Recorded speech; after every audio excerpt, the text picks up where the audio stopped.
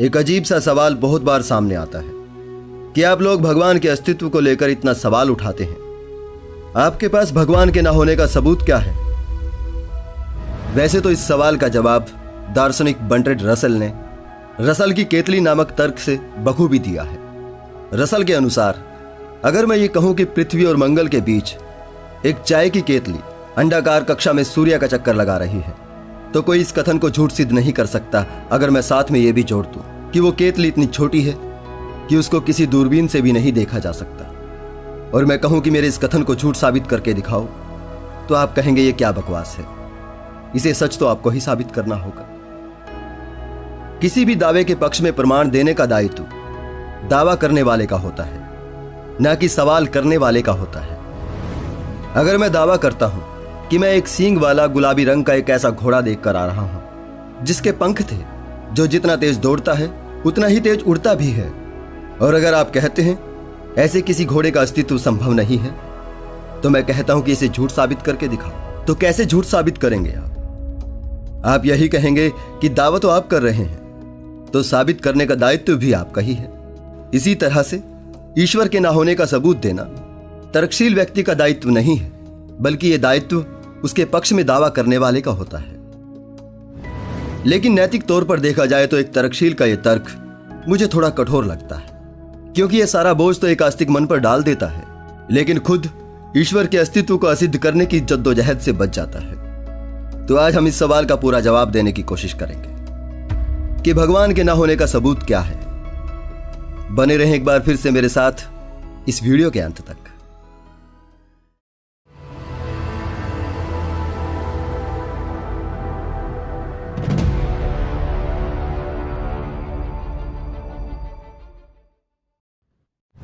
तो जैसे कि दार्शनिक बर्ट्रैंड रसल ने कल्पना करने को कहा था कि एक केतली सूर्य के चारों ओर घूम रही है जिसे किसी दूरबीन से देखा नहीं जा सकता, इस तर्क को झूठ सिद्ध नहीं किया जा सकता। लेकिन अगर कोई यह दावा करे कि केतली में चाय भी भरी है और केतली खाली भी है, तो यहां एक विरोधाभास जन्म लेता है। हम कह सकते हैं कि ऐसी किसी केतली का अस्तित्व संभव नहीं है जो एक ही समय पर खाली भी हो और भरी भी हो। ऐसे ही किसी ईश्वर अल्लाह गॉड का अस्तित्व संभव नहीं है जो एक ही साथ सर्वशक्तिमान, सर्वज्ञ यानी सब कुछ जानने वाला, दयालु और न्यायकर्ता भी हो। कल्पना करें कि ईश्वर को पता है कल 12 बजे अमुक स्थान पर बारिश होगी। क्या ईश्वर इसे बदल सकता है? अगर हां तो वो सर्वज्ञ नहीं है, क्योंकि उसे इस समय पता है कि बारिश होगी, लेकिन उसके निर्णय की वजह से बारिश नहीं होती तो वो सब कुछ नहीं जानता। किसी सर्वशक्तिमान और सर्वज्ञ ईश्वर के होते मनुष्य का आजाद होना संभव ही नहीं है। ईश्वर यदि सर्वज्ञ है तो वो हर एक मनुष्य का भविष्य जानता है। वो जानता है कि अमुक व्यक्ति अमुक समय पर क्या करेगा। उदाहरण के लिए मैं दुकान पर जाता हूं, ईश्वर को पहले से पता है कि मैं टॉफी खरीदूंगा या सिगरेट। अगर ईश्वर को पहले से ही पता है कि मैं टॉफी ही खरीदूंगा, तो मैं किसी भी हालात में सिगरेट नहीं खरीद सकता, यानी कि मैं आजाद नहीं हूं। लेकिन अगर मैं टॉफी और सिगरेट में से कुछ भी खरीदने के लिए आजाद हूं, तो इसका अर्थ है ईश्वर को तब तक मेरी मर्जी का पता नहीं चलता जब तक मैं दोनों में से कुछ खरीद नहीं लेता। लेकिन क्या ईश्वर अब भी सर्वज्ञ है? अधिकतर धर्मों में भाग्य का कंसेप्ट पाया जाता है। ईश्वर ने ही सब पहले से तय कर दिया है कि इंसान कैसे इस धरती पर जन्म लेगा, कैसे वो सरवाइव करेगा, कैसे तरक्की करेगा और कैसे नष्ट होगा। उसने हर एक किरदार का भाग्य पहले से ही सेट कर रखा है।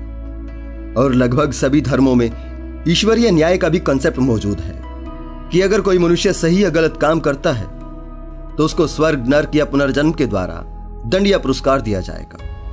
अब अगर ईश्वर सर्वज्ञ है और साथ ही भाग्य विधाता भी, तो इंसान कुछ भी करने के लिए आजाद नहीं है। अगर इंसान कुछ भी करने के लिए आजाद नहीं है, तो वो दंड या पुरस्कार का भागीदार भी नहीं है।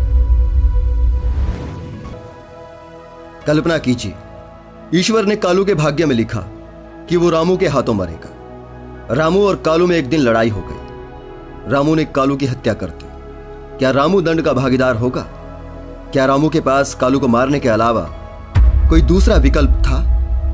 उसने तो बस ईश्वर की मर्जी का पालन किया है। जरा सोचकर देखिए, यह कितनी गलत बात है कि ईश्वर पहले तो इंसान के भाग्य में गलत काम लिखते और बाद में उन्हीं कामों के लिए उसको दंड दे। क्या ऐसे किसी ईश्वर को न्यायप्रिय कहा जा सकता है? यदि ईश्वर को मेरे जन्म से पहले ही पता था मैं बड़ा होकर एक तर्कशील बनूंगा और उसके अस्तित्व पर सवाल करूंगा, तो क्या ईश्वर ने मुझे नरक में झोंकने के लिए जन्म दिया है? हम ईश्वर के न्याय की बात करते हैं लेकिन खुद उसमें विश्वास नहीं कर सकते। अगर हम ईश्वर के न्याय में यकीन करते हैं तो इस संसार से न्याय की भावना ही खत्म हो जाती है। कल्पना कीजिए, अगर ईश्वर पर यकीन कर उसके न्याय के साथ ही इस दुनिया का हर आदमी खड़ा हो जाए तो क्या होगा? तब कोई भी आदमी अपने गलत कामों को ईश्वर पर डाल सकता है। ईश्वर या न्याय से चलने वाली व्यवस्था में किसी अबला के साथ घिनौने अपराध का अपराधी कह सकता है कि यह तो मेरी और पीड़िता की किस्मत में ईश्वर ने लिखा था। ऐसी सूरत में किसी भी तरह से न्याय नहीं हो सकता। इस दुनिया में कोई भी न्यायप्रिय ईश्वर नहीं है।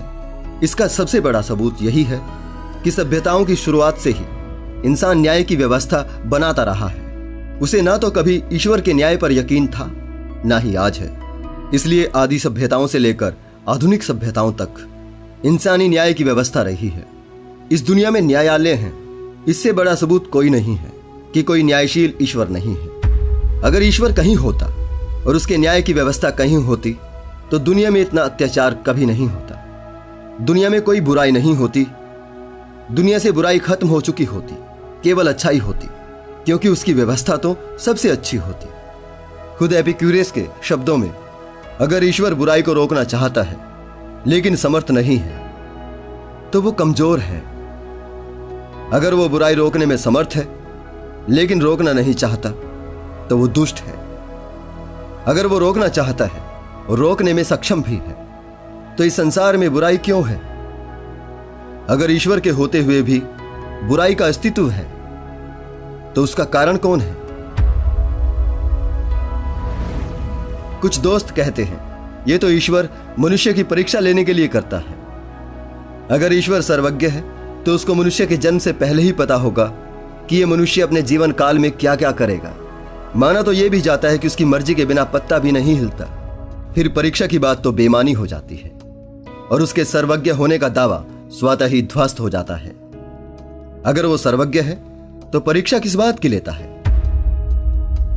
फिर यहां कुछ लोग तर्क देते हैं कि वो आत्माओं के विकास के लिए ऐसा करता है।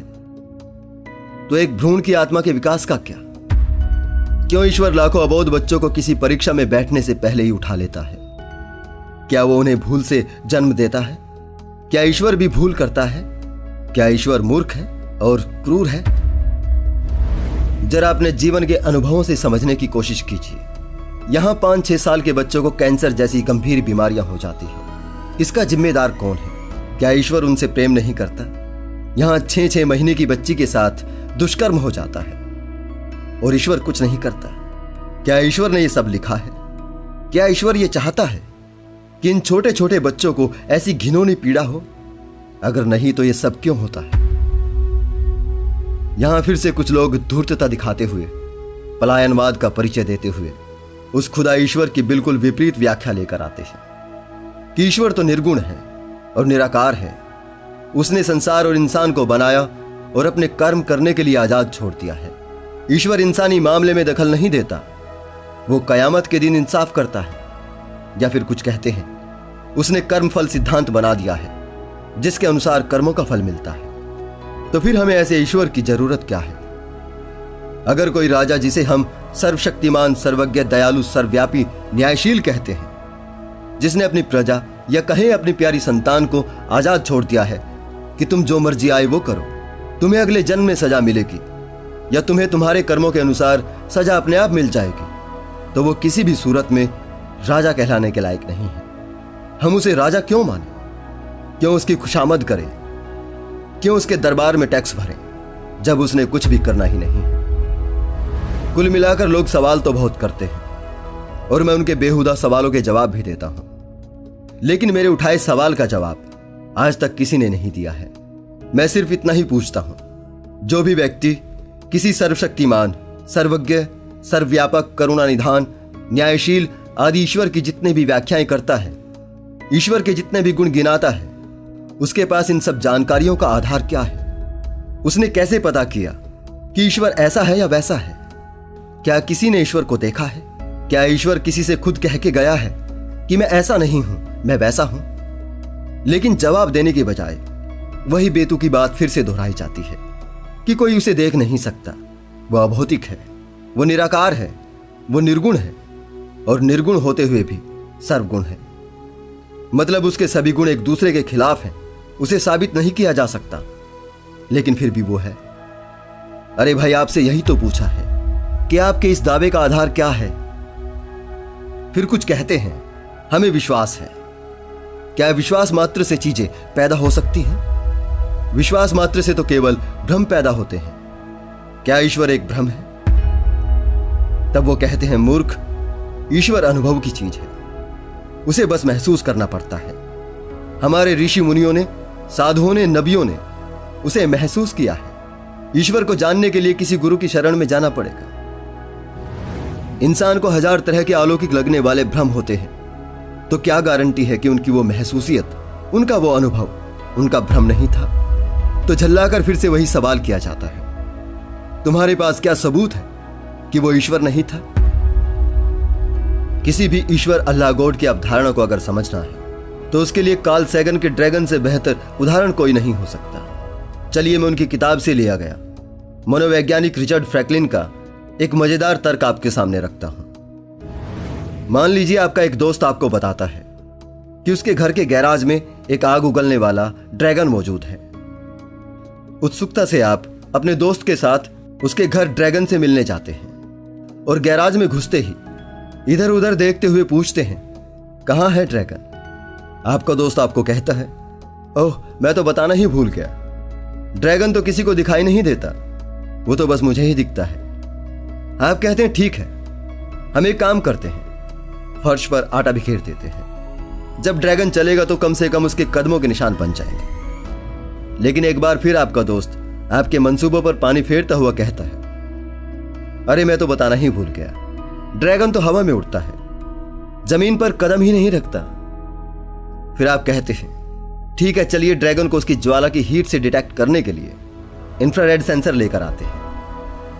तो आपका दोस्त कहता है कि ड्रैगन तो किसी प्रकार की ऊष्मा विहीन यानी ठंडी आग फेंकता है। फिर आप हवा में झाग का स्प्रे करने का सुझाव देते हैं ताकि झाग ड्रैगन के शरीर से चिपककर उसकी आकृति स्पष्ट करते। तो आपको बताया जाता है कि ड्रैगन किसी प्रकार के ऐसे अभौतिक पदार्थ से बना है जिस पर कोई भौतिक पदार्थ चिपक ही नहीं सकता। अब आपके पास क्या जरिया बचता है साबित करने का कि गैराज में एक उड़ने वाला ड्रैगन नहीं है, जबकि उसे साबित करने का आपके दोस्त के पास भी कोई प्रमाण नहीं है।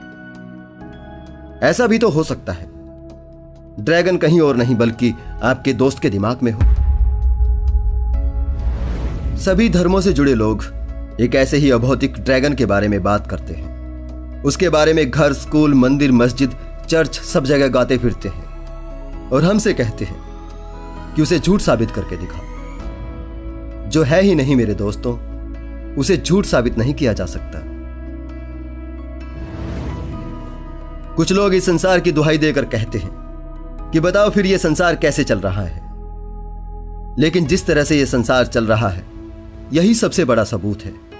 इसमें किसी भगवान, ईश्वर, अल्लाह गॉड का हाथ नहीं है।